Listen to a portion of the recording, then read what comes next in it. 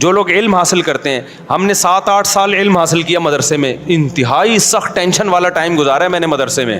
لوگ سمجھتے ہیں مدرسے میں بیٹھتے تھے تو پیڑے کھاتے تھے وہاں بیٹھ کے.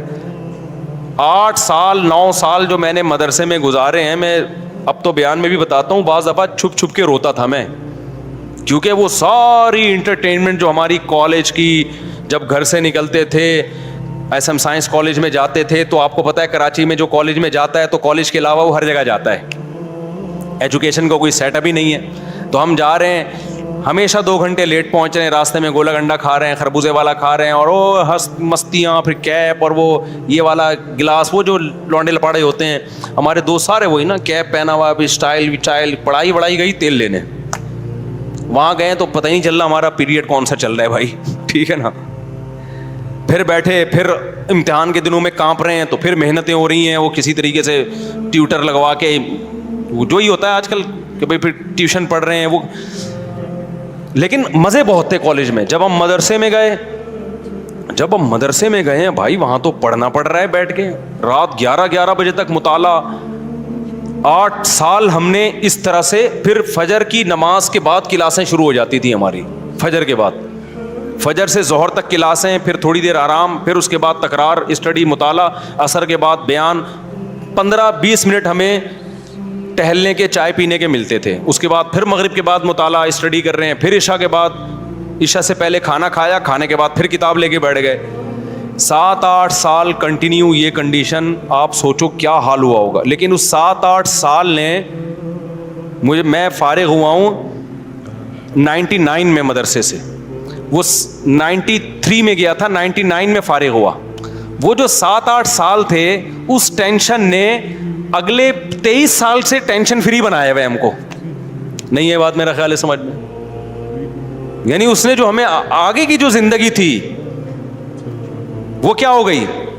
اگر اس وقت ہم آوارہ گردی کرتے, ابے نہیں یار کون پڑھے گا مدرسے میں یار, تو بھائی چل کالج میں پڑھ لے, ابے چھوڑ یار, تو ابھی کیا کر رہے ہوتے, بنٹے کھیل رہے ہوتے, اسنوکر کلب میں گھسے ہوئے ہوتے کہیں, صحیح ہے نا, وہ کھیل رہے ہوتے, اور بے روزگاری کے تانے دے رہے ہوتے, ابے پاکستان سے بھاگو یار یہاں سے, اس ملک میں کچھ رکھا ہوا ہی نہیں ہے یار, یہی باتیں کر رہے ہوتے. ابے تو نے تیر کیا مارا ہے, تو نے محنت کیا کی ہے. 4 شادیاں تو دور کی بات, ابھی ایک کو ترس رہے ہوتے.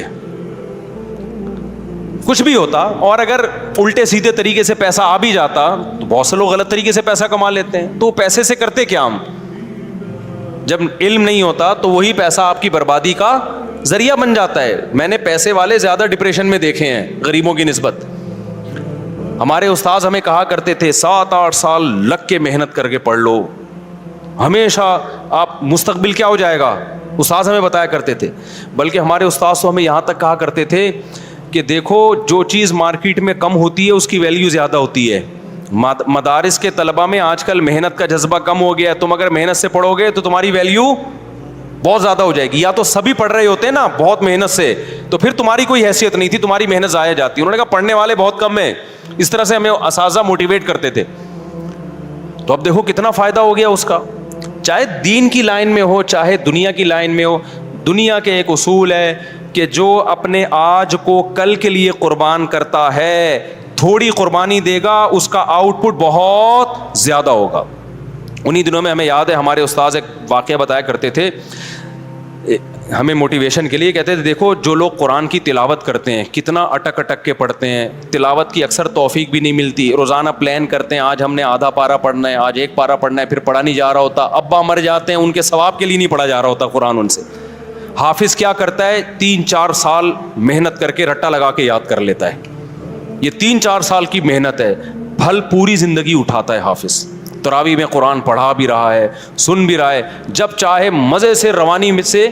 ایک آدمی 1 گھنٹے میں 1 پارا ختم کرتا ہے, حافظ 20-25 منٹ میں 1 پارا آرام سے ختم کر لیتے.